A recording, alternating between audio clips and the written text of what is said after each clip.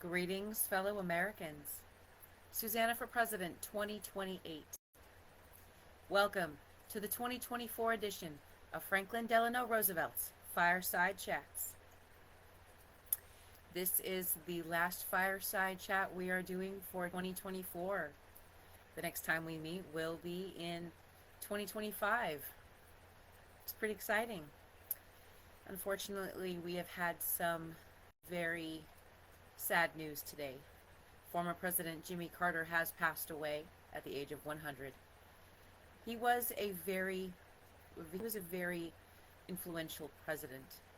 He was a very good president. I am grateful that he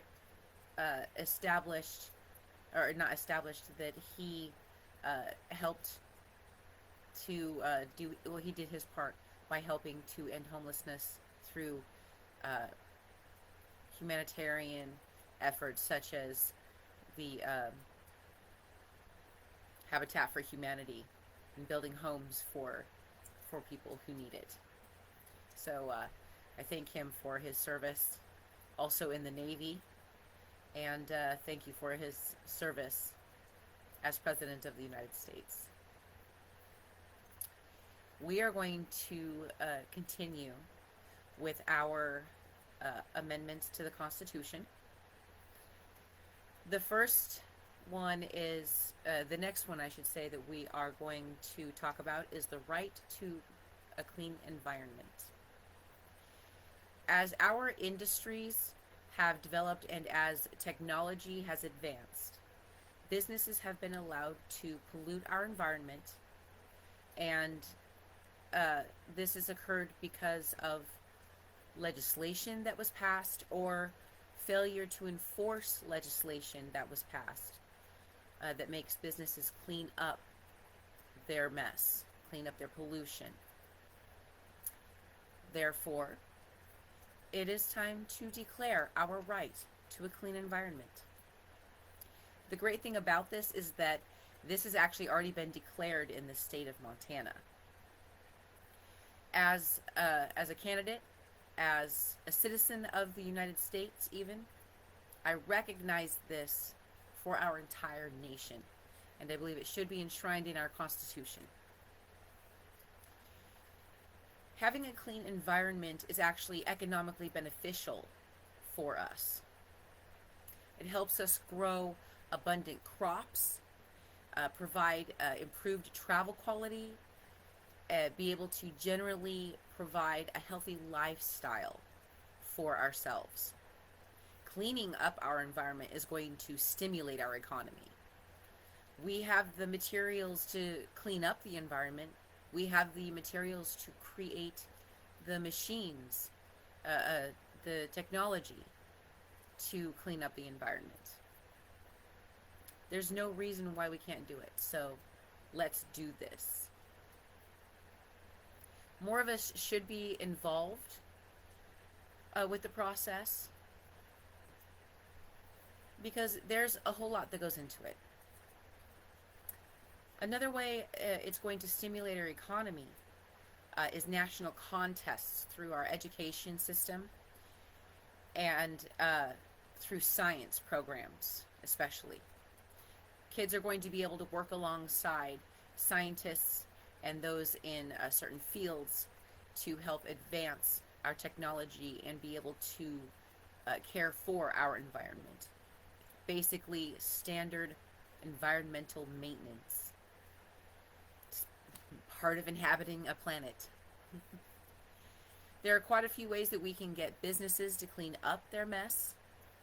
One of the ways is by boycotting them straight up, but that only goes so far. Sanctions only go so far. Selling off your stocks only goes so far. But a combination of all of these things gets the attention of a company. And we've actually seen this happen with companies like Ford, like Microsoft, Google, crypto like Coinbase, and such. We've seen this effect happen. So we know that we can do it. We know that we can affect these businesses.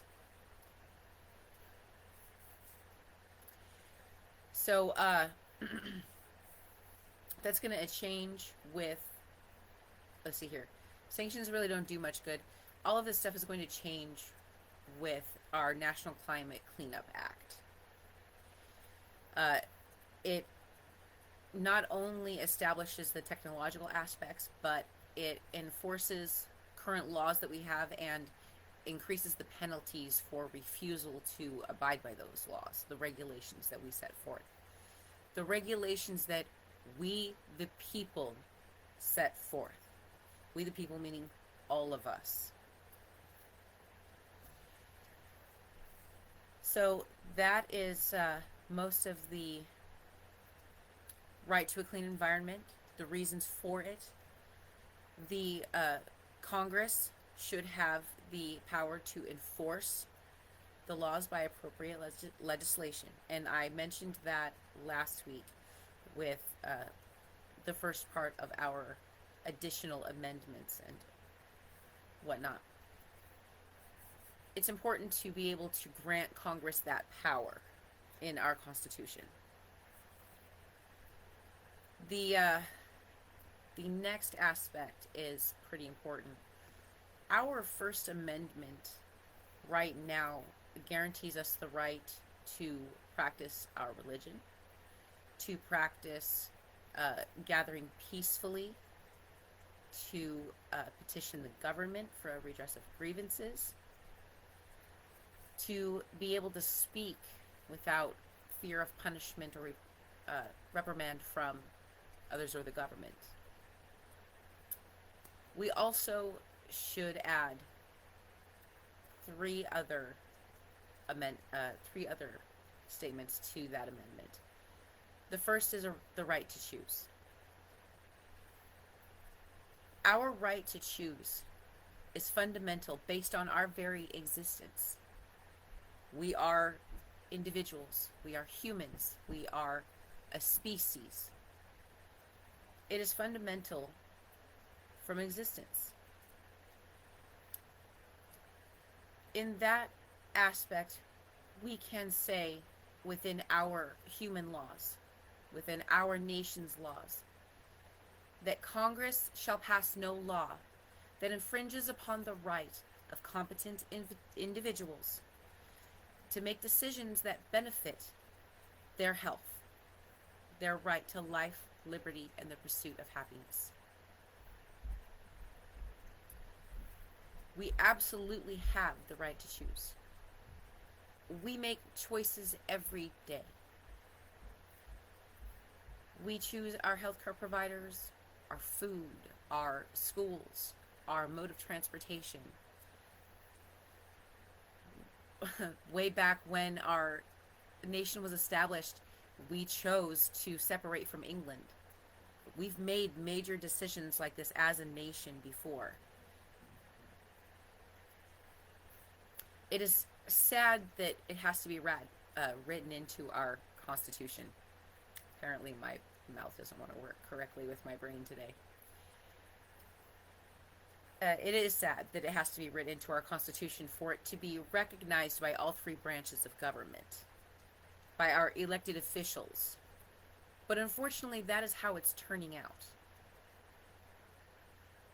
We can add, we can add to the First Amendment in our Bill of Rights, our Constitution, and in doing so, we must understand that with the right to choose, we also choose to accept the responses and the reactions of our choices.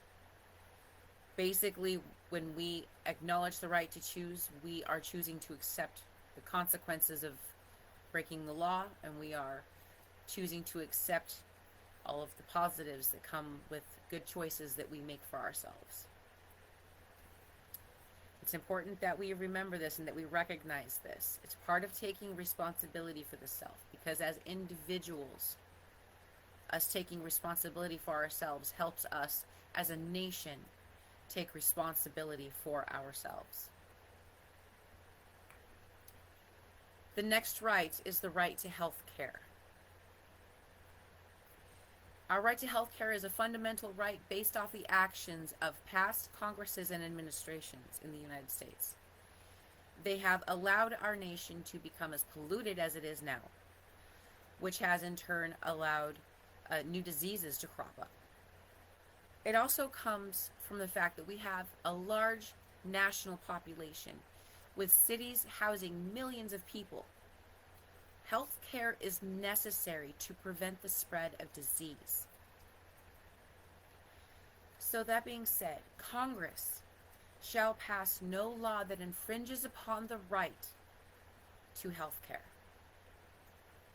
but may offer an option to the public and may regulate by appropriate legislation. This statement has multiple interpretations, but the two most important are that of the patient and the physician. For patients, it's the right to receive health care, to have access to healthcare resources, healthcare professionals.